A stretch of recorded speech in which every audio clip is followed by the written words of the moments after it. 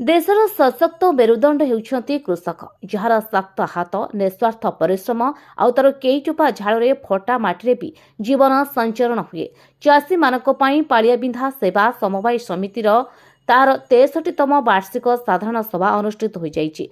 समिति प्रांगण में सेवा समवाय समितिर सभापति मिनतीलता दास सभापतित्व परिचालना परिषदर प्रथम वार्षिक साधारण सभा अनुष्ठित हो जाइछि। एथिरे मुख्य अतिथि बालेश्वर भद्रक सभा समवाय निर्देशक प्रकाश ज्योति महाकुड़, सम्मानित अतिथि भद्रक बालेश्वर समवाय बैंक मुख्य मंडल अधिकारी परिचालक संजय कुमार महांती जोगदेई सेवा समवाय समिति जरिया चाषी को कृषि ऋण सार बीमा एवं अन्यान्य सुविधा सुजोग जोगाई देबा सह एही समवाय समिति पई अर्थर अभाव नाही बोली प्रकाश करथिले।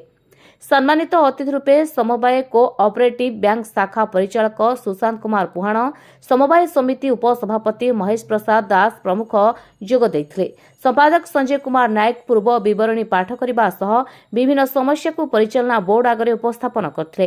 अन्यमानक मध्य पालियाबिंधा सेवा समवाय समितिर पूर्वतन सभापति सुधना नायक, पालियाबिंधा समिति सभ्य जीवन ज्योति पलाई, पूर्वतन दोलसाही सरपंच सुशांत सेठी, कोऑपरेटिव सोसाइटीर बोर्ड सभ्य निकुंज कृष्ण पुहाण, भरतचंद्र साहू, शुभ्रजित पाल, विजय नायक, मृत्युंजय विश्वाल, भक्तरंजन मल्लिक, मृत्युंजय दास, सुबोध मिश्र, मृत्युंजय विश्वाल, बाबाजी मल्लिक समेत समस्त कृषक मानक हित उद्देश्य वक्तव्य रखिथिले। समवाय समिति बैठक में मुख्य उद्देश्य कृषक बंधु माने जेमिति समस्या न पड़े से संपर्क में आलोचना करने सह किपरि यार समाधान हो पारिबो एने विस्तृत आलोचना होइथिला। समितिर सह संपादक सुजित नायक, स्टाफ संजय भूया एवं मानसी पाणिग्राही चाषी मानकु पुष्पगछ एवं उत्तरीय प्रदान करथिले। सर्वशेष अतिथि मानक द्वारा 15 जन चाषी को मानपत्र सहित मोमेंट प्रदान करा जायथिला। प्रकाश ज्योति महाकुड़, भद्रक बालेश्वर केन्द्र समवाय बैंक निर्देशक। देखु आज 63तम साधारण सभा थिला पालियाबिंधा समवाय समितिर। यह एक पारंपरिक सभा, वर्ष को थरे ये सभा चाषी मानक पई बा सदस्य जो माने समिति था सभा आयोजन था।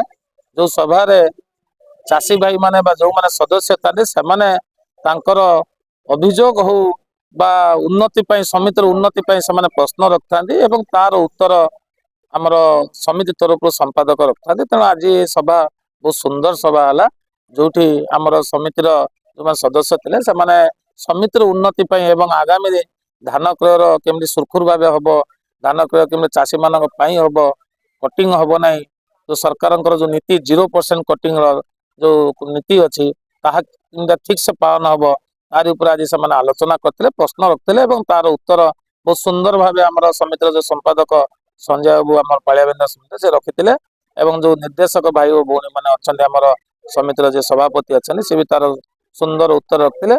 निकुंज कृष्ण पुहाण, निर्देशक पालियाबिंधा सेवा समवाय समिति। आज साधारण 63तम साधारण सभा प्राय 300 ऊर्ध्व चाषी उपस्थित थिले।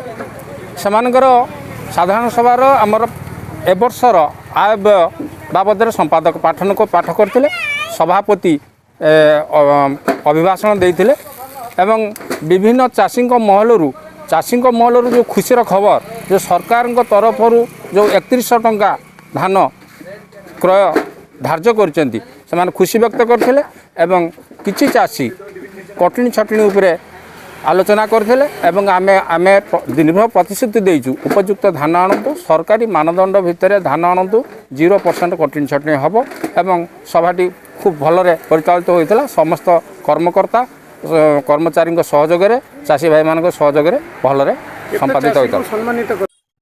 संजय कुमार महांती, जोनाल अफसर, बालेश्वर भद्रक केन्द्र समवाय बैंक।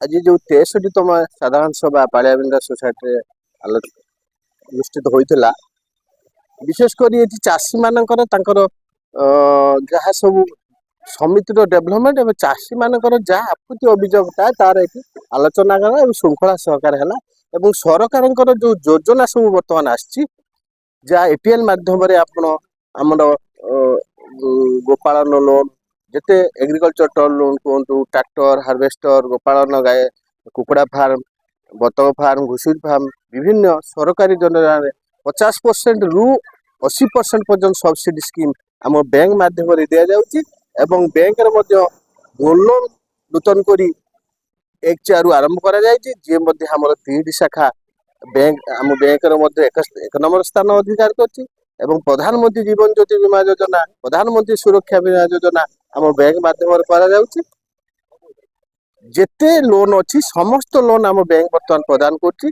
एवं कम समय मध्यरे ता मध्ये दिया जाउछि। भद्रक जिल्लाରୁ ସୁଭ୍ରଜିତ ପାଲଙ୍କ ରିପୋର୍ଟ ଓଡ଼ିଶା 24 ଖବର।